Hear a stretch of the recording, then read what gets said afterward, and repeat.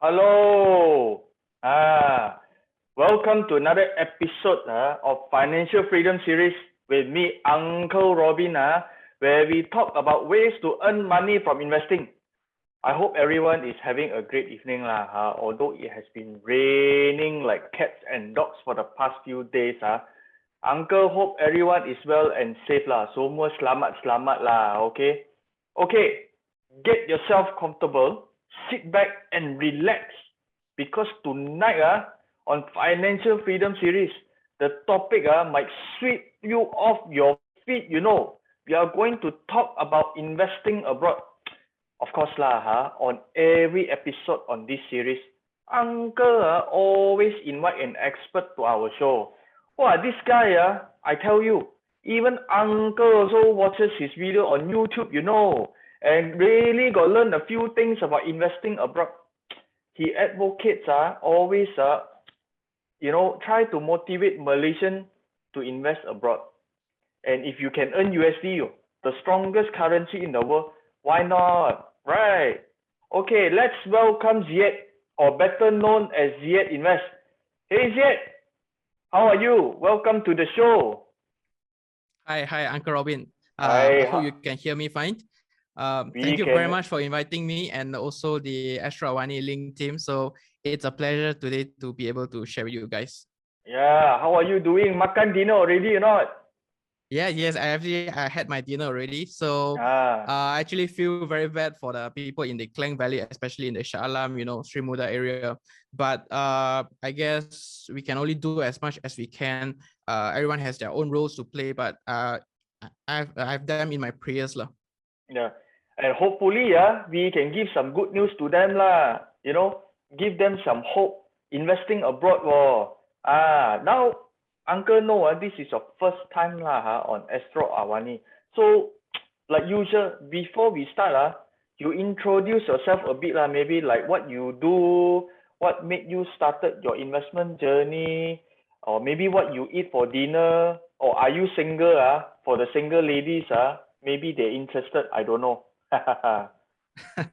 All right, thank you, Uncle Robin. So hi everyone. Hi all the everyone that's in this call. So I'm Wazid, I'm 26 years old. I'm actually from Klang, but I'm currently in KL. So I'm currently working as an analyst involved in a local public listed company in the local power company. So I'm responsible for business development, mergers and acquisitions, commercial arrangement, financial modeling, return analysis, venture capital, and just a little bit of those stuff. And on the side, I also run a YouTube channel called Ziad Invest with over 17,000 subscribers as we speak. And I cover all things finance, investments, business, and etc. But more importantly, like Uncle Robin, you have mentioned very early on in this call, I have a objective to it's my vision to help non-US residents, not only Malaysians, to start investing in the US market, which I spent my past 2 years researching it very intensively.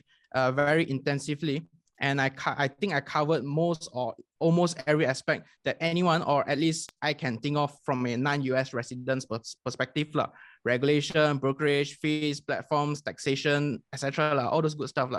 And till today, I've gained an approximate 1 million views on my videos cumulatively, help thousands, if not tens of thousands of people around the globe, not just Malaysians, to start investing, which is something that I am really proud of, and I hope to do the same with our session today. Yeah, so Uncle Robin really like young people like you know. A lot of people when they talk about investment they only look at within Malaysia. But the ocean is so big outside. There's so many other opportunities outside. Let's say earning USD or wow, who doesn't want to earn USD? And Uncle really respect and like young people like you who is trying to advocate Malaysians to look outside Malaysia. There's other opportunities out there. But then again, let's go straight into the topic, investment abroad. Yes, investing abroad it seems like got a lot of opportunity and all that Uncle speaking from my own opinion and perception on investing abroad. Is investing abroad a bit too risky because so far away, Uncle in Malaysia, Uncle also scared so maybe just invest in Bursa only don't need to invest outside. And you know, is it too complicated or too difficult? Huh? Investing outside, uncle also not sure what is actually happening outside, what is the investment about, and the money really flow outside one, uncle also scared, like if say like that. And then is this reliable? And then with all this investment through the technology lah, with the app lah, on the phone lah, is it not stable? Or maybe uncle a bit old fashioned, scared press also press wrong. What do you think, yet? Right, Uncle. Very good questions. You touched on a very good, a few good key points and key pain points that I myself was actually in that particular shoe that you are facing right now, because I was once like you, fully into Bursa, you know, keluarga aku Malaysia, right? So Bursa Malaysia, dividend stocks, Maybank, all the Malaysian stocks, right? All the good stuff, dividend, let it compound. I'm that camp. I'm that camp. So, and whenever I see advertisement on US stock investing, it's like so flashy, and then at the same time you thought, who would be so crazy to dump their money abroad on an online platform, that what if one day they vanish and everything, right? So I think those are very fair stereotype that everyone should have and everyone will have when they are not they don't know so much about this particular sector. So let me share with you a few stereotypes like I myself have also went through before. So the first thing that I think when it comes to US stocks, when people think about US stock itself, it's US dollar denominated, and then people would think like, wow, US stocks so expensive. Tesla is $1,000 per share. That's like 4,000 ringgit, easily double the minimum wage income in Malaysia already. And then if you talk about Warren Buffett's Berkshire Hathaway, it's what, 350,000 US dollars per share. Now that is crazy to think that who can even afford one share of it, right? So that is very fair, because something that a lot of people don't know is that US stocks and ETFs, they are not expensive actually. You can buy fractional shares. What does that mean, right? So in Bursa Malaysia, minimum per trade is one bot lot or 100 shares minimum, right? So for example, Nestle today is 131 ringgit per share, and one bot lot or 100 shares minimum per trade would roughly translate to 13,000 ringgit. Huge, but not very huge. But if you want to say small, it is also not very small amount for a lot of people. Whereas in the US market, for example, Microsoft, 320 US dollars per share.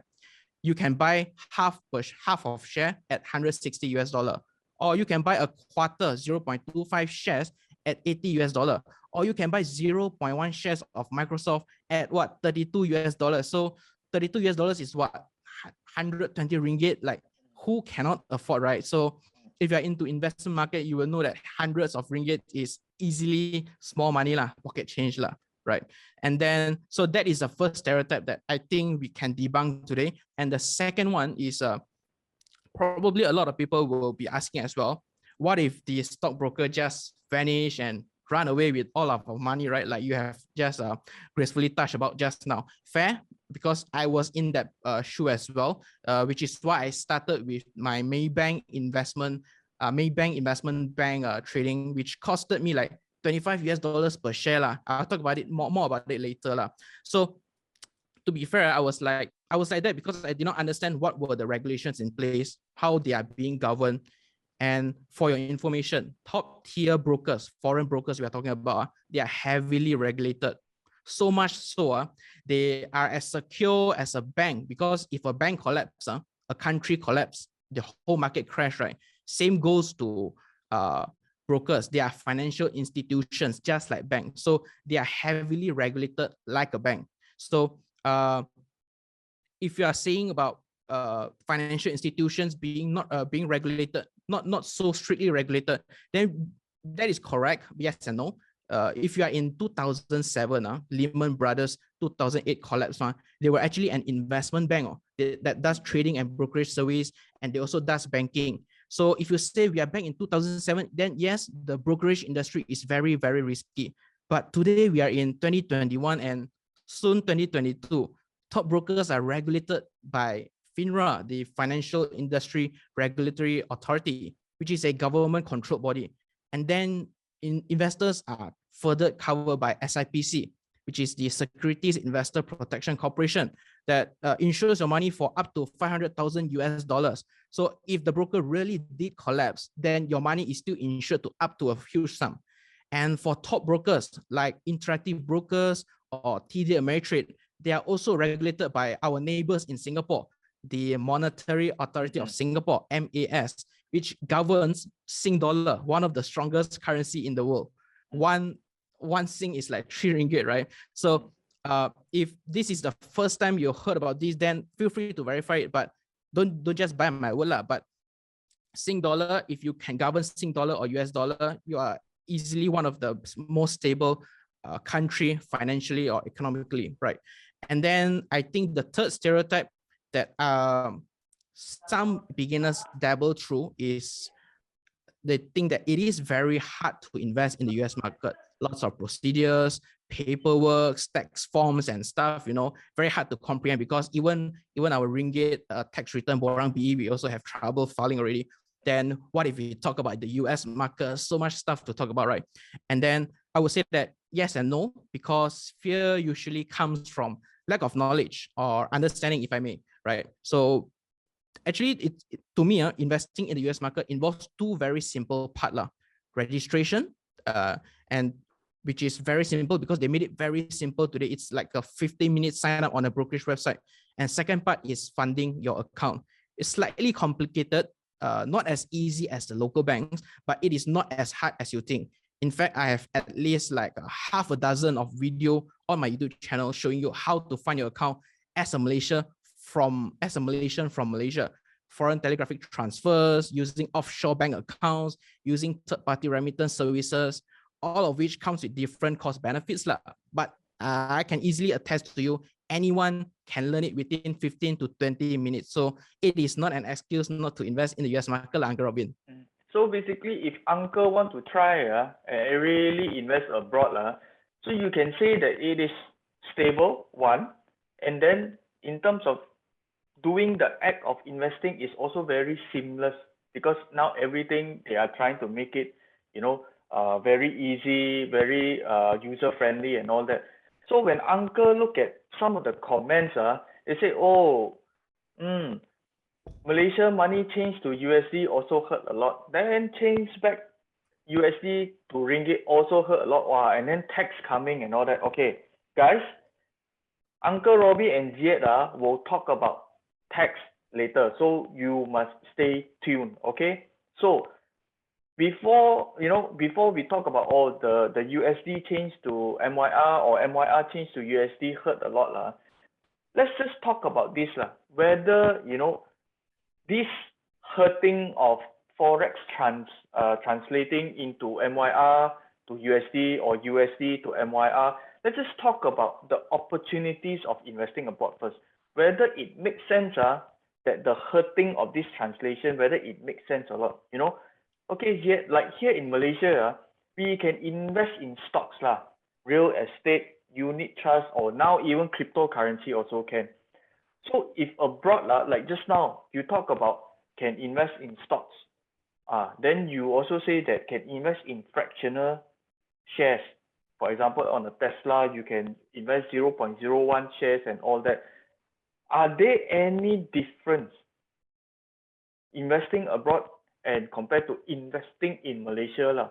And like you said, is it better managed? The company, the stocks got more potential or more profitable? You can talk about stocks, ETFs, how is it different? And what are the opportunities investing abroad compared to, Malaysia? Right, Uncle Robin, very good point. In terms of opportunities, right, whenever we talk about US stock market, what brings up to your mind? Technology companies, Apple, Google, Microsoft, etc. And then I think it's fair for all of us, US or non-US residents, to say that all breakthrough innovations come from the US. We have Microsoft, the iPhones, electric vehicle, and I don't know, rocket ships and stuff, and everything comes from the US. Like majority of the stuff come from the US, and it is governed by one of the strongest regulatory body with a really good historical track record. Like it's shown on paper. It's not just things that we say. You can look at the S&P 500 index that measures the average performance of the weighted average performance of the top 500 largest companies in the United States, which they have returned more than 100% for the past 5 years and over 250% for the past 10 years. And it is also easily one of the most popular index in the world. But if you look at Malaysia, KLCI, what is the return for the past 10 years? Like I actually I cheated a little bit. Like I went and checked KLCI for the past 10 years. I think if you disregard dividends and stuff, right, your net return for Bursa Malaysia would be less than 1% if you invested your money in KLCI index. I know it's not a fair approach to say that you're investing in a broad KLCI index as opposed to picking good stocks like Supermax, Top Glove, all this kind of stuff. We are not going to go down the rabbit hole right now. You can talk about that later in the next section or whatever. But right now, I think if you don't go down, we don't nitpick, right? The first of all, like you mentioned, opportunity there are abundant. The top companies there, their returns are absurd. And let's just talk about the index alone, right? So to put it very simple, so there are stocks, there are ETFs, there are options, crypto, all mutual funds, unit trusts, all kinds of financial products. But in the US, when we talk about securities, people usually talk about stocks and ETFs. And ETFs is actually as popular, if not more popular than stocks in the US market. For those of you Malaysians who are new to ETFs, ETFs is basically exchange traded funds. They are basically a bucket of stocks, a mix of 50, 100 stocks. And they have, it's a fund, right, that measures the performance of a bucket of stocks. So it moves like, for example, one of the most popular that I've mentioned before, S&P 500 index.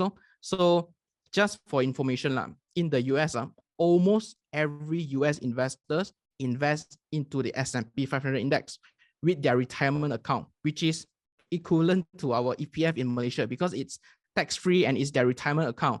And historically, for the past 5, 6, 7 decades or the century, it has shown positive return of at least 10 to 12% per annum. So EPF today, like what, for the past 5 years, 5, 6, maybe 4% next year, so that is the stark difference that we already can see. But numbers don't lie, right? If you just put down 4 to what's the EPF's best performance so far, 6, 7, 8, I don't know. I'm not that dinosaur yet. But if you look at easily the past 10 to 15 years of S&P 500 index, most of them are in deep green.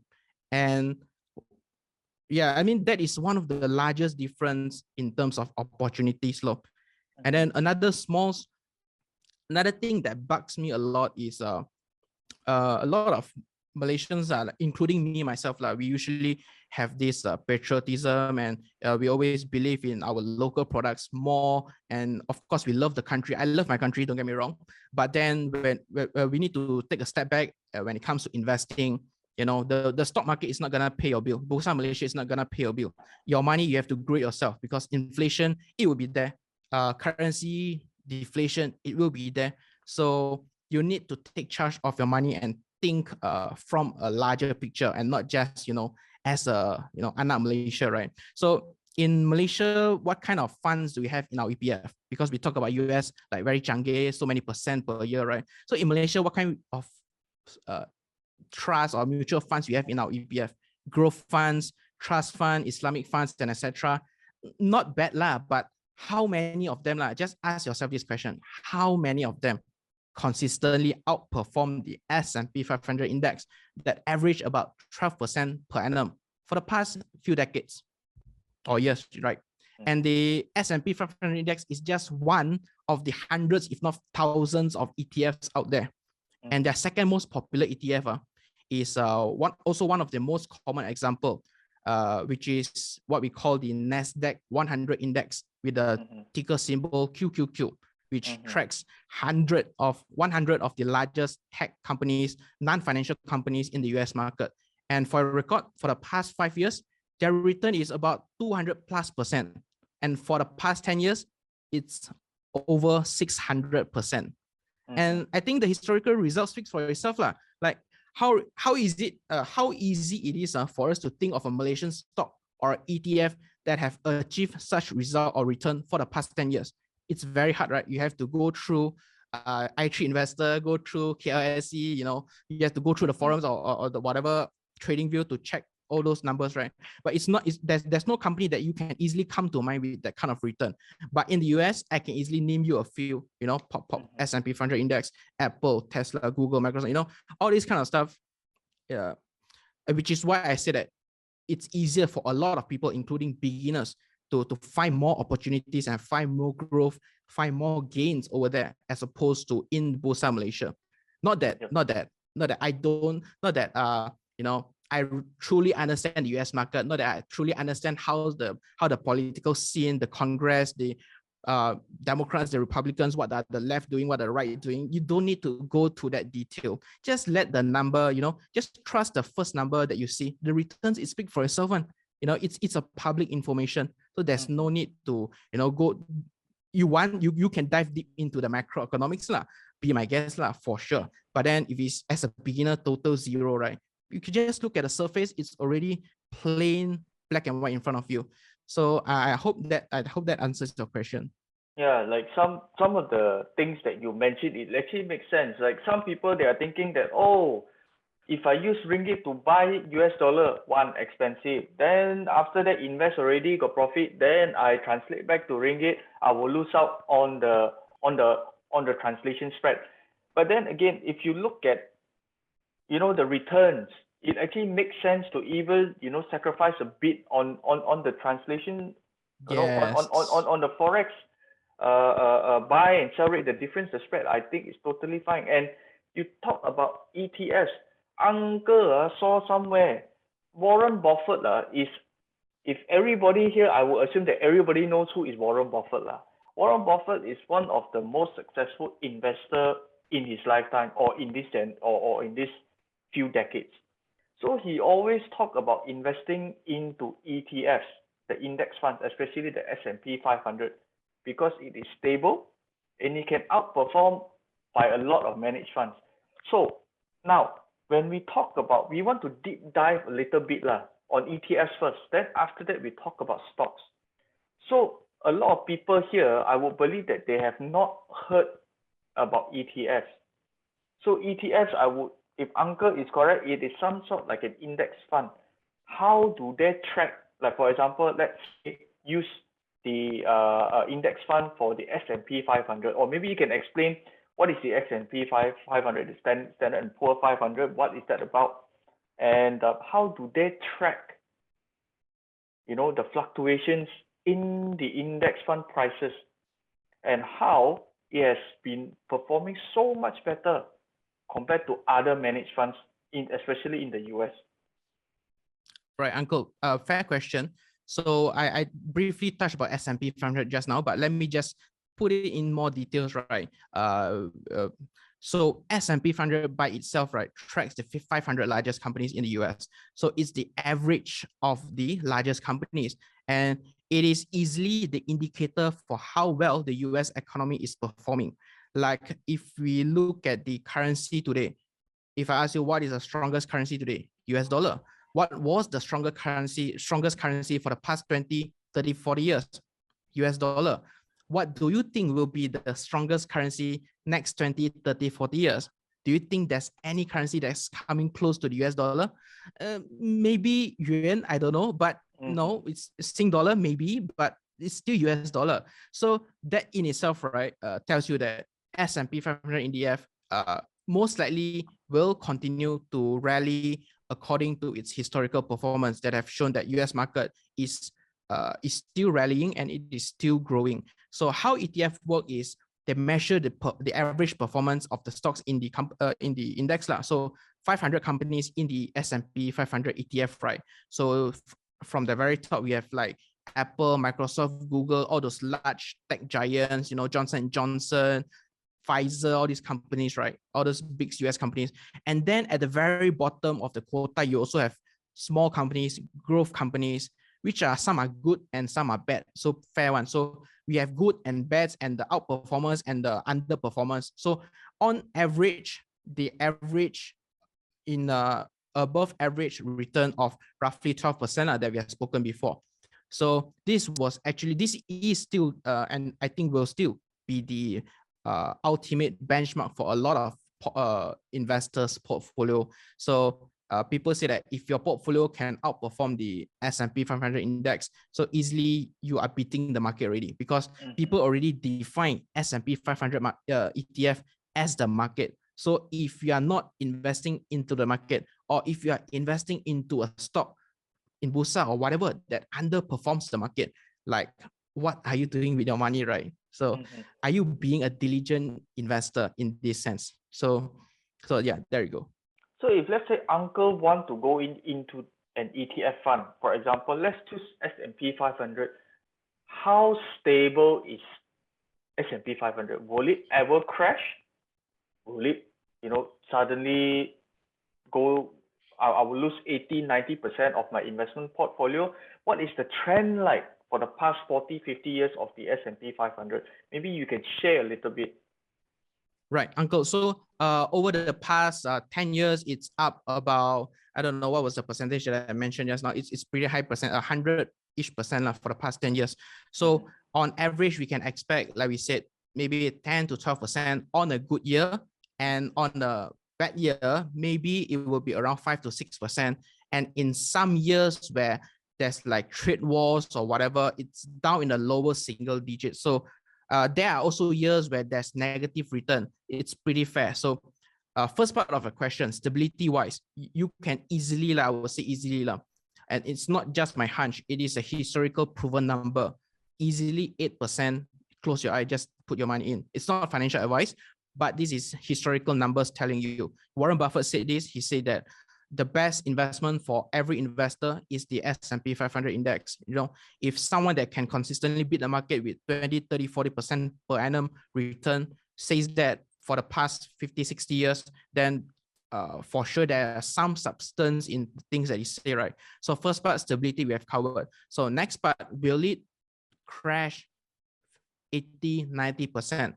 Personally, I can't guarantee whether or not it will or not, but if you were to ask me to guess, I would say that for a very high chance, it can crash, but at the most probably 30 to 40%.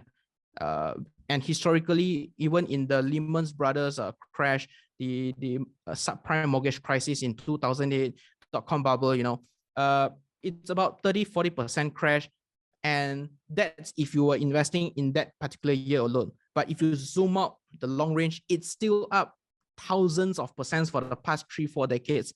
So in the short term, we can't predict what's the market is going to go. But if you're in the market for the long term, then very high chance, almost certain that you will grow your money above average or even at the market rate of 10 to 12%.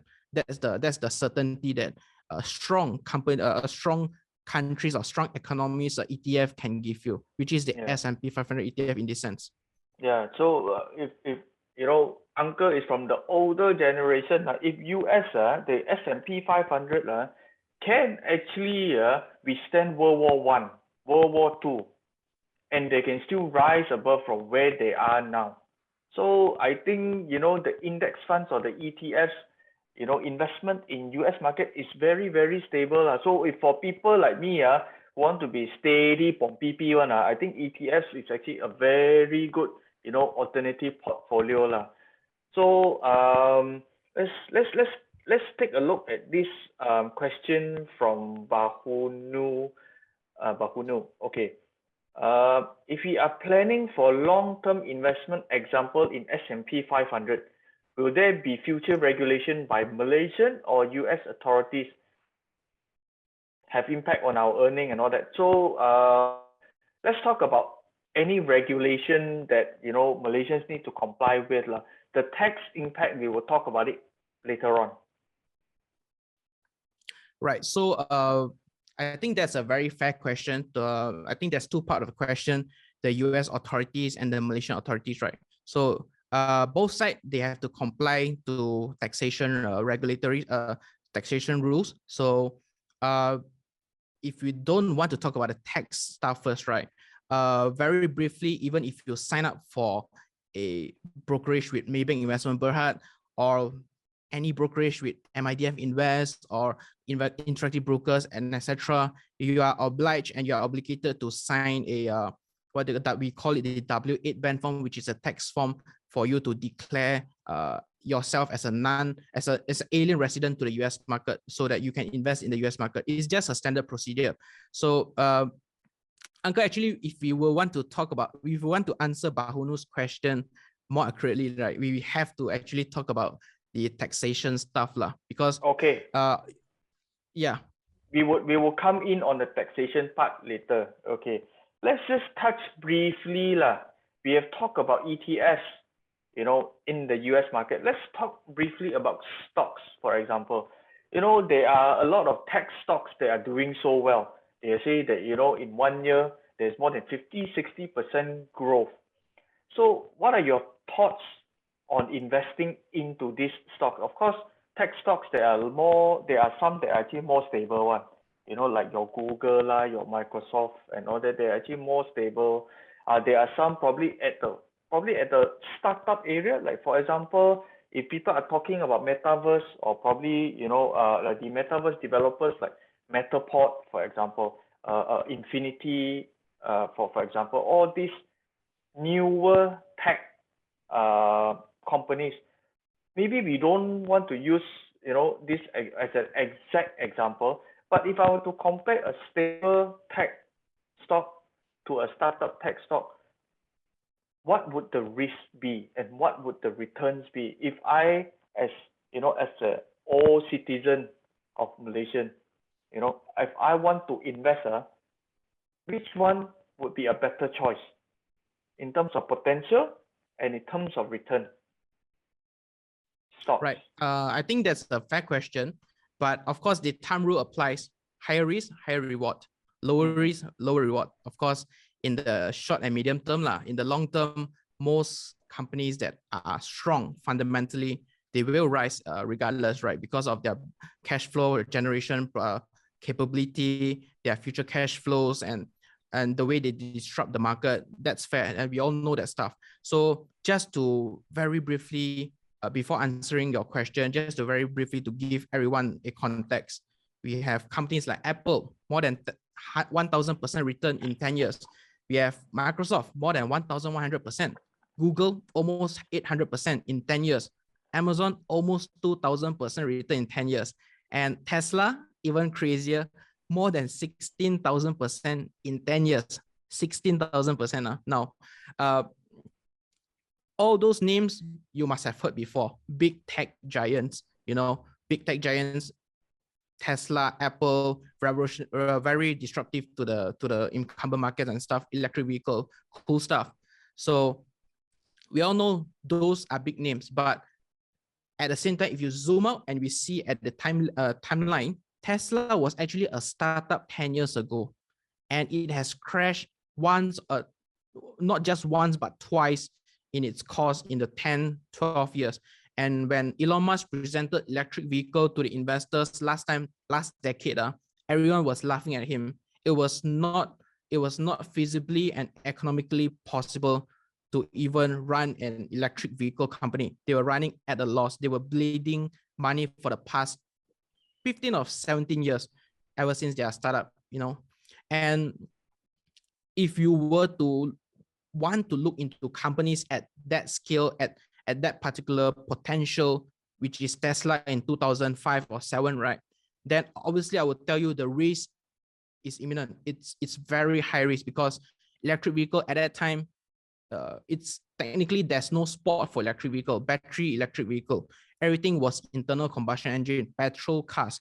So there's no spot, there's no room for electric vehicle at all. You will look like a joker saying that you are running your car on electric that can only run for, I don't know, 80 kilometers, 100 kilometers, when the petrol engine, even the cheapest budget car selling at a fraction of electric vehicle, can run for at least 300-400 kilometers. So that was the beginning of the disruption. And when you're talking about disruptive companies, a lot of their theses are a little bit outrageous one, like metaverse, as you have rightfully talk about it.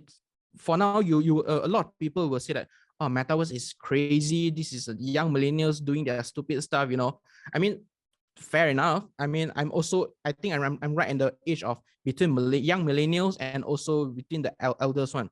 So I can totally understand where they are coming from, because back then in the days, .com, people were saying, it was stupid, like internet was never something that could replace all of us. But today, internet is within our DNA already. Without internet, it's like you can't get your job done. And a lot of businesses will fail and have already failed, as they have shown during the pandemic, because internet is such an important element for a lot of businesses right now. If you have not shifted to digitize your business, your company most likely wouldn't survive, or probably surviving or struggling, right? So let's not bring too far from the topic. So back to the topic, right? So the potential of the companies that I've mentioned, these are just the top 5 stable tech companies in the US market, right? If you just to be fair, look at the top 5 companies in Bursa Malaysia, right? In terms of market cap today, top companies, Maybank, if you were to invest in 10 years ago, you would be down 10%. But this is before dividends, right? Because every year Maybank pays like what, 6, 5, 7% of dividends, right? So, but if you were to take that away, right? Public Bank, you will be up roughly 50-ish%. Petronas Chemicals, maybe 60-ish%. Tenaga, you will maybe up 30% in 10 years. So those are the capital gains you have in 10 years. So what are the trends? They are all less than 3-digit percentage. But of course, to be fair, all of these are before dividends. So if you were to put in dividends, they are still nowhere close to the US, to the big tech giants' return, right? And I don't want to be delusional. Not every company will be like the big tech companies. Of course, every disruptive or every tech companies in the US, they aspire to be the next Tesla, the next Apple, the next Google, the next Microsoft. And this is where an investor needs to do their own due diligence, whether or not their investment thesis is true, whether or not they are fundamentally right, whether or not metaverse is really something feasible, whether or not electric vehicle or robo-taxi or AI bots, robots, right?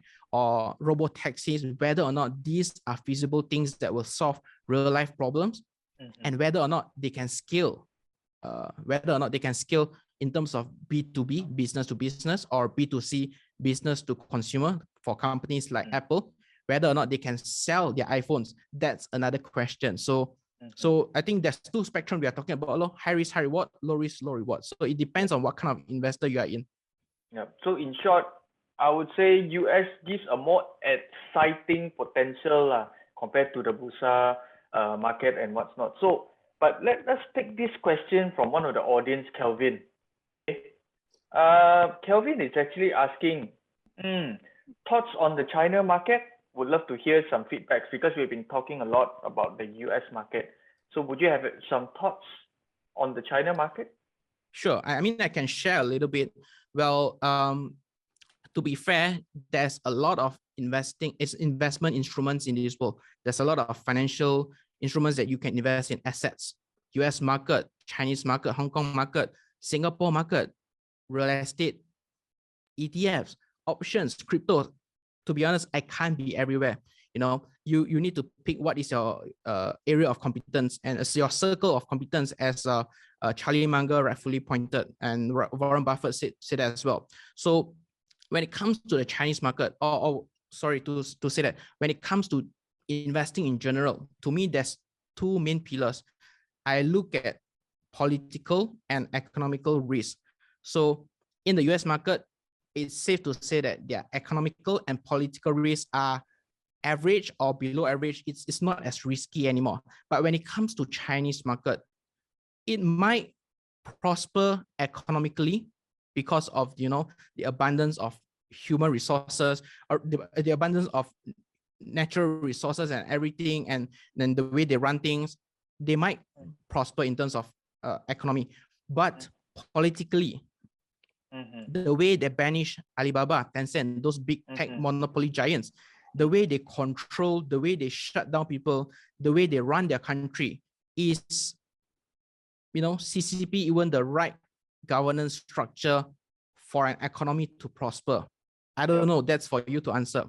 And if you look at the US as a nation, they are democratic, which is why a lot of things are more liberals, more crazy.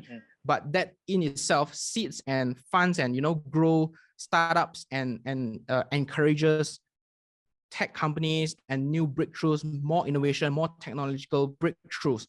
But when it goes to Chinese market, we have good companies as well, like Alibaba, Tencent. They were very disruptive. They were, of course, monopoly lah. They were very strong.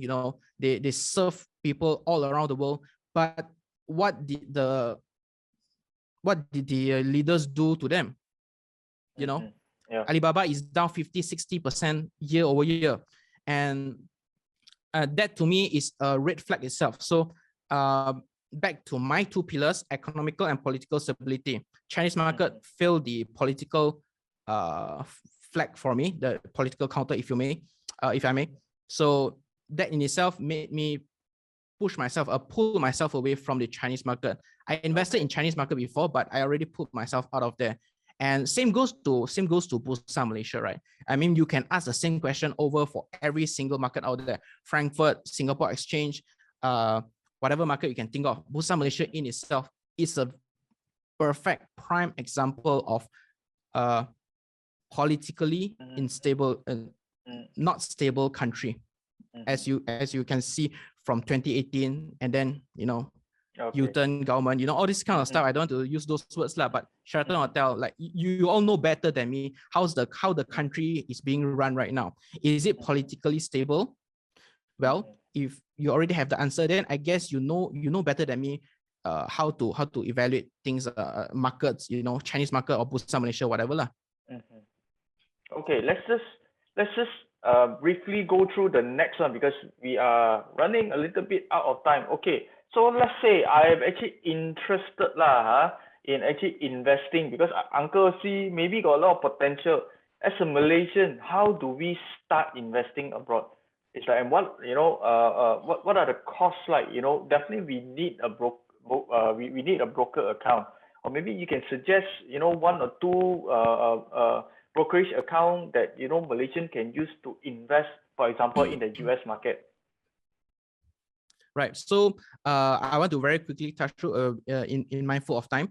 So locally, we of course we can invest in the US market locally with local brokers that we have, such as Maybank IB, Hong Leong IB, RHB, Public Bank, CIMB CGS, MIDF Invest, blah blah blah. All those local investment banks. Yes, you can buy US stocks, but they are very, very, very expensive at around $25 per trade. And they have bad platform user experience. They have terrible legacy UI platform, and most of them require a lot of paper documentations, and their registration process take around 2 to 4 weeks before COVID. I'm not sure about now, could be worse.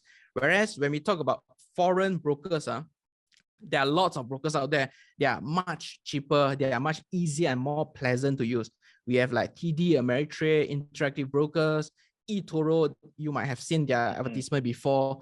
FSM1, Saxo Bank, Tiger Brokers. I can go on and on with the names. But to be very frank, I've done a lot of research, as I've shown on my YouTube channel, and I've compared a lot of them, and I can safely say that you can go for top brokers like Interactive Brokers, Habis Trader. They are the largest international broker in the world. They are publicly listed. They are established since 45 years ago. They are regulated and licensed in 11 countries, including like big names like US, UK, Singapore, Ireland, Australia, Hong Kong. They are one of the cheapest broker out there. You can buy and sell at minimum 35 cents per trade, as compared to Malaysian brokers that trades like what, $25 per trade. And the best part is most of them, not just Interactive Brokers, they have no minimum deposit, which means you can start trading with any amount. And for brokers like Interactive Brokers, they accept a lot of different currencies, which makes your funding much easier and much cheaper. So you lose less in terms of foreign exchange translation, right?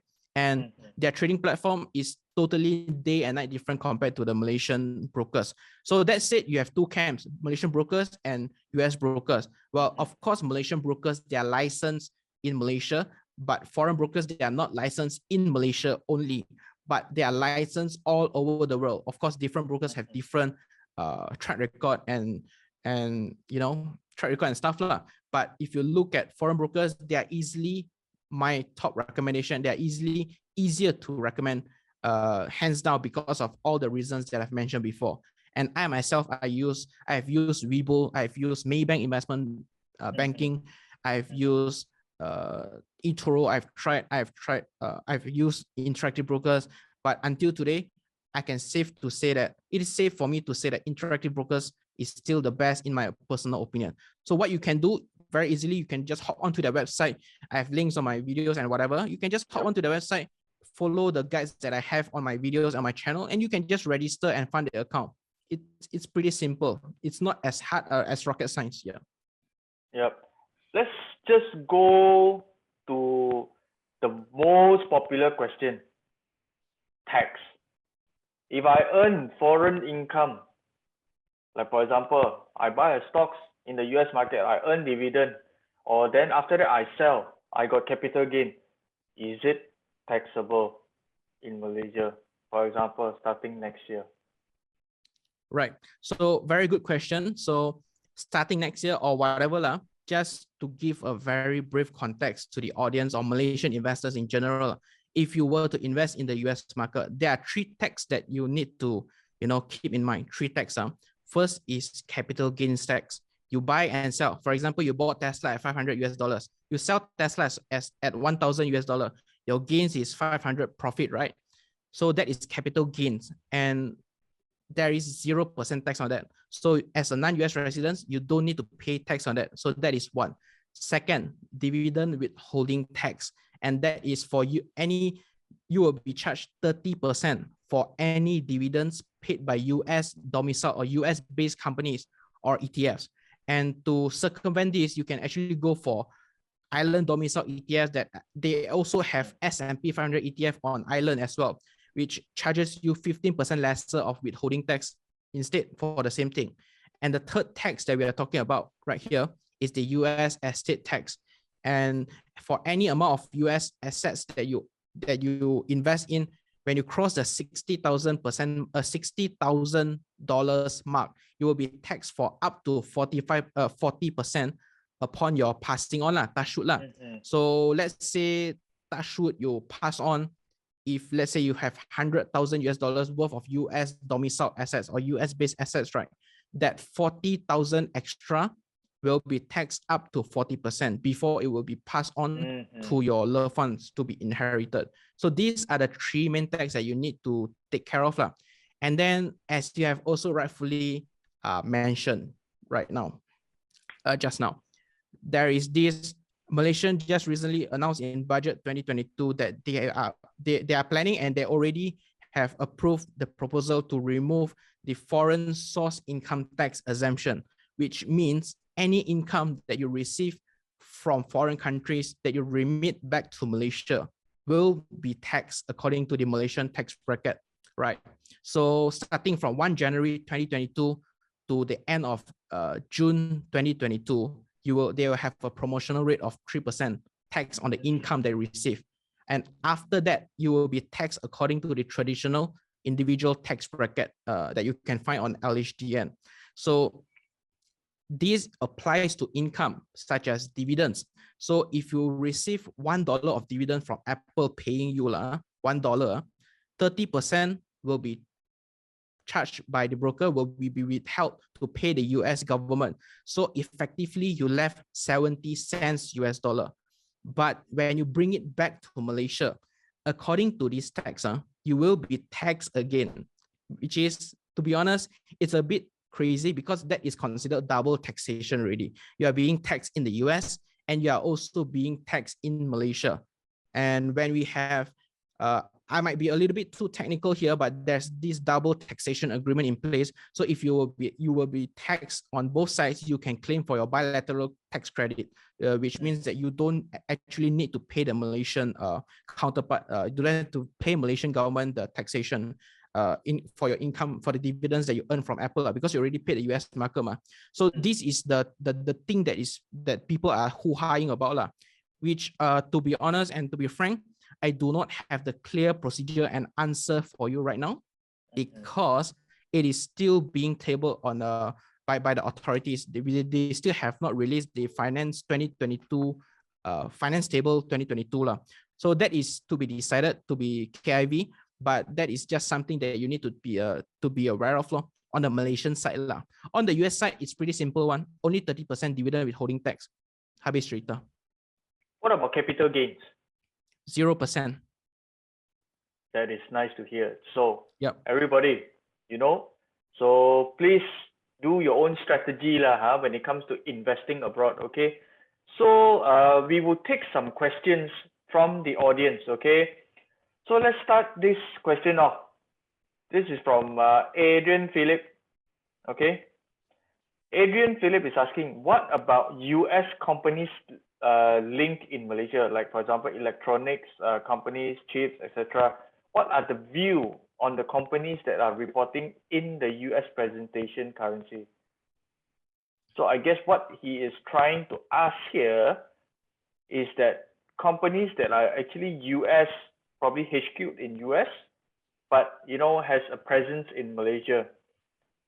So I can't think of any companies that are also listed in Bursa, but it's actually HQ'd in the US, for example. I think there are a few on the manufacturing side . I think there. I know there's a few companies. I can't think of the name at the top of my head, but there are companies that are listed in Malaysia, but they are actually running manufacturing services for US companies .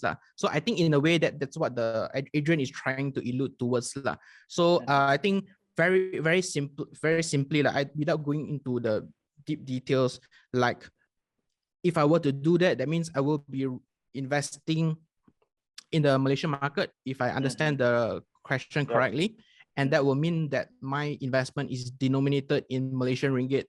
Plus, I would be susceptible, I'll be subjected to the risk, the political and economical risk of Malaysia as a whole. So why not I just invest in US-based or US domiciled companies to remove all those unnecessary risks, right? I mean, there's nothing wrong if you still prefer to have your investments in Bursa Malaysia, but why complicate things 50 here, 50 there, Why not just 100% into the good stuff instead of, average here and there, But that's provided I understand Adrian's question correctly. Hopefully I answer your question. Okay, let's move on to the next question. This question is from Izzat. Okay. Let's just wait until it pops up.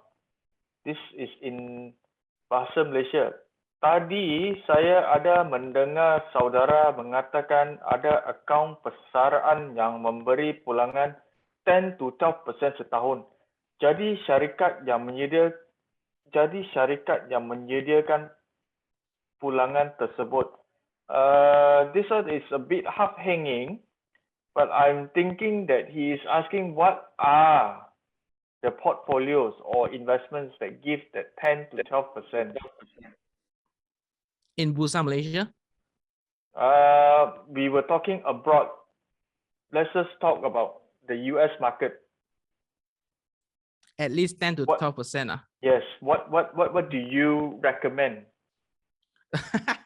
I can't recommend . That would cross the fine line already. This is not financial advice but like you mentioned, ETFs gives a very steady return on a good year, 10 to 12%.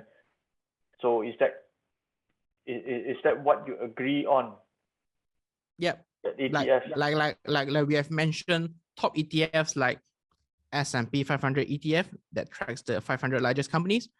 Nasdaq 100 QQQ ETF that tracks the 100 largest tech companies, and maybe a few sector-based ETFs and etc. And those are the big names that you can find everywhere. Like even MSCI or FTSE World Index, Mhm. their average of the entire world, which is also listed in the US market, those actually provide you pretty good return. Of course, they are more ultra diversified because they're taking the world, right?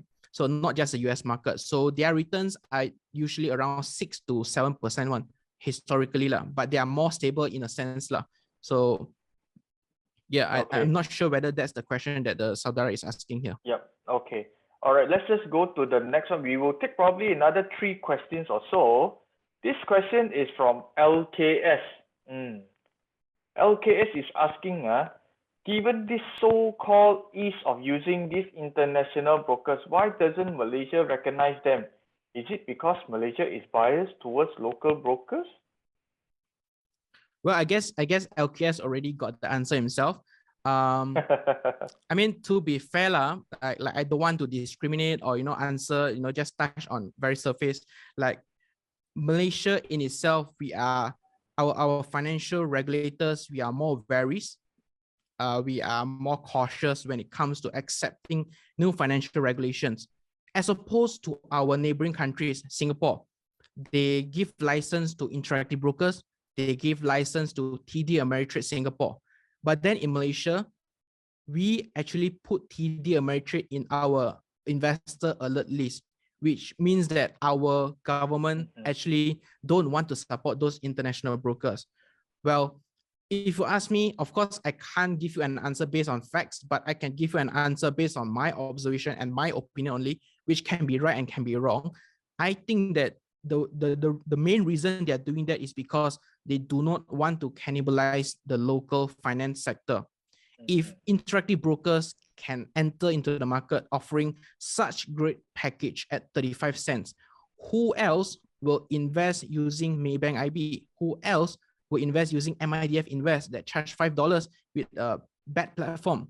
No, not to say bad average platform And who else will invest in the Bursa market if US market is 5 to 10 times better? If the US market is 5 to 10 times better and easier to invest and cheaper to invest, that will cannibalize the local market. And 2, if you look at digital banks itself, digital banks are similar to your bank account, your CIMB, your Maybank to you, right? Singapore already issued digital bank license 1 or 2 years earlier than Malaysia. And subsequently, Malaysia come out with digital bank license tender from BNM. So what does that tell you? Our government is not comfortable moving into uncharted territory. We are waiting for our neighbors or maybe our neighboring countries to make the first move first, so that our regulators can sort of copy and replicate and see what they did not do well and then improvise on that sense. So that is my observation. Of course, you can talk about export and import and macroeconomics and stuff, but at the very core of whatever they are doing, right, they do not want to cannibalize the ringgit and the local players. Okay, LKS, there you have it from Ziad. Let's just quickly go through 2 more questions. Okay, now the next question, this one, just now, Ziad, you mentioned that some of these brokers, they actually allow you to buy fractional shares. This question, is the brokers are the brokers Sharia compliant if they buy at 0.01 fractions? Well, to be honest, I'm not that well versed to answer you that question, but from my best knowledge and from my understanding, my best understanding, most of the brokers that offers these are not Sharia compliant. Okay, all right. Yep. Let's just go to the last question. This last question is from Kelvin. Kelvin is asking just now. Probably we might want to readdress this again. Kelvin is asking, so capital gains moving back to Malaysia will also be taxed, right, if the new regulation is approved in 2022, or is it just income gain? So what he's asking is maybe income is taxable in Malaysia. What about capital gain? Is it taxable in Malaysia or not?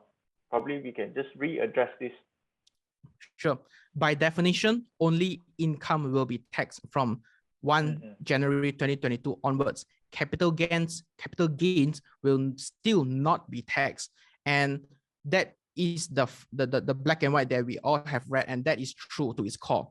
Yeah. But what I've addressed before in my previous videos is that how well are our local authorities can identify the capital gains and income portion, right? So our US stocks are usually capital gains in nature for most of us, because we don't want to pay the withholding tax and blah, blah, blah. But there are still companies that pay you income. There are still dividend paying companies, right? Some of them, like Apple itself, is a capital growth company, but it still pays dividend a little bit as well. So when you bring it back to Malaysia, how are you going to properly segregate and tell the authorities, oh, this is actually 99% capital gains, 1% income? I mean, technically you can do that by declaring the right amount. But then what if I tell you your investments was 5 years long already? You have 25 stocks in your portfolio. You buy and sell multiple times. Then you have options trading. Then you have crypto. Then you have ETF, all things jumbled together. Now, the main question is, do you think our local regulators or authorities is savvy enough to identify clearly and fairly for your capital gains and income portion? Because when they introduce a blanket statement that says now all income will be taxed, that brings a concern, because what if they are not savvy? I mean, I'm assuming, what if they are not savvy in identifying this stuff? They can actually say that those capital gains portion are income. And who are you to fight? You have to bring it to court, right? So that is my concern for most layman investors, even for myself included. Like, what if I bring back my gains from my US stocks? Those are the legit concerns that I need to think of. So I hope that answers your question. Yep. Okay. We will just take one more question before we actually wrap up this one. This question a bit funny. Say, I've invested some money in stocks and wanted to withdraw from my bank. But when I arrive at the bank and try to withdraw, the bank has no money for me. Why? You want me to repeat the question? Yeah. Okay. Can you repeat the question? Okay. I've invested some money in stocks and wanted to withdraw from my bank. When I arrive at the bank say got no money for me to withdraw. Why? Okay, that's a okay. To be honest, that's a very incomplete question. First of all, I don't know which bank it is. If it's a local bank, well, probably you have to check whether your stocks, your cash have settled or not. Because after you sell your stocks, you need to take like T+2 days before you can actually withdraw or see the cash in your account. That is one. Two, I don't know I don't know what bank that is. You have to check with your bank, ask your bank why you cannot withdraw, whether or not, is it because it's not converted to ringgit so that you can't withdraw to ringgit, or is it in foreign currencies and that you have never converted, or there's any things that we don't know, right? So this is a pretty abstract question to answer. Thank you, Ziad, for answering this question, because this question is actually from Uncle Robin. If you watch the Financial Freedom series, Uncle will always ask you this kind of stupid question. The answer to that question just now, because I went to the river bank. I went to the river bank. I went to the river bank to withdraw money. So where you got money?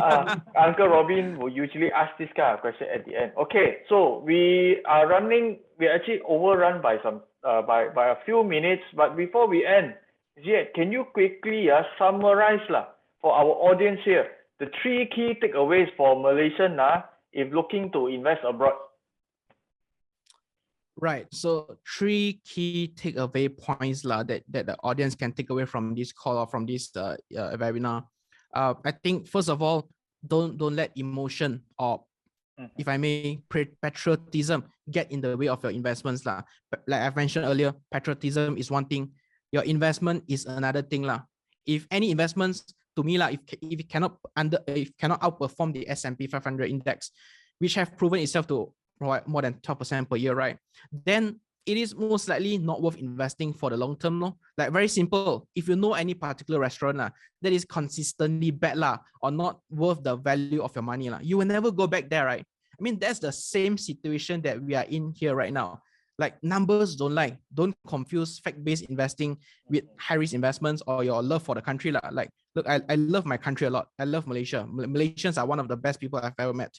And in fact, I think our rugged held pretty well during the last GE, burst and stuff, during the flash flood like occurred in Klang Valley as we are speaking right now. Like this country is lovely, don't get me wrong. But one thing stands true. Malaysia's political and economical stability is nowhere near Singapore, and let alone the US market, right? And if you are not convinced, just look for Malaysia's foreign direct investments flow, FDI flow. The growth rate of FDI inflow has reduced since like past couple of years. And guess what happened in past couple of years? 14 general election. And that's telling you that the foreign investors are losing faith towards our local market. Anyways, I will leave you to it. If you can finally come to terms with that, then I'm sure you are smart enough to make better investment decision for yourself, right? So if you're wondering whether the historical return for the US will continue in the future, well, to be frank with you, no one knows. Even I can't guarantee you that. But let me ask you this question. Is there any currency that comes close to replacing US dollar in the near future? Right. And then second point that I think I can think of, investing in the US market is not hard and not expensive at all. We need to put that stereotype away. Like it is a stereotype, and it's normal for us human beings to feel uncomfortable leaving our comfort zone in the sense of KL Stock Exchange to explore the international market. And when it comes to investing in Bursa, the amount of resources you have here is very limited. How many forums or articles or videos or websites that covers Bursa market? And even if there are, even if there are a few, how many of them are of the highest quality? And in contrast to the US, the amount of available resources is absolutely absurd. And they can range from free to paid subscriptions, everything from breaking news to economic data to stock analysis, YouTube videos, blogs and articles, Reddit forum, and you name it. You can easily find a dozen of analysis covering each of the big US companies. And that in itself makes it much, much more easier to invest as compared to Bursa Malaysia. And I mean, yes, the procedures are to open an account and to find it might be a little bit different from what you are used to in Bursa Malaysia, but it is totally doable, as I've proven more than thousands or tens of thousands of Malaysians and people globally on that topic alone in my YouTube channel. And I mean, just head over to my YouTube channel, read the comments. I will let you judge yourself. The public's review never lies one, right? And third thing that I think everyone can take away here, I want this to be a clear next step that you can do right after you click off from this webinar. Because I mean, I can say whatever I want, but if you have nothing that you can take away, the realistic step that you can take away, then there's no point of you wasting or spending your 1.5 hours here, right? Well, what you can do right now after the webinar, just go onto YouTube, search for how to buy US stocks. That's all you need to do. You will see my face for sure. I guarantee you that. Click into my video and I have every aspect covered for Malaysians to start investing in the US market and even international market like Singapore, Hong Kong, and whatever.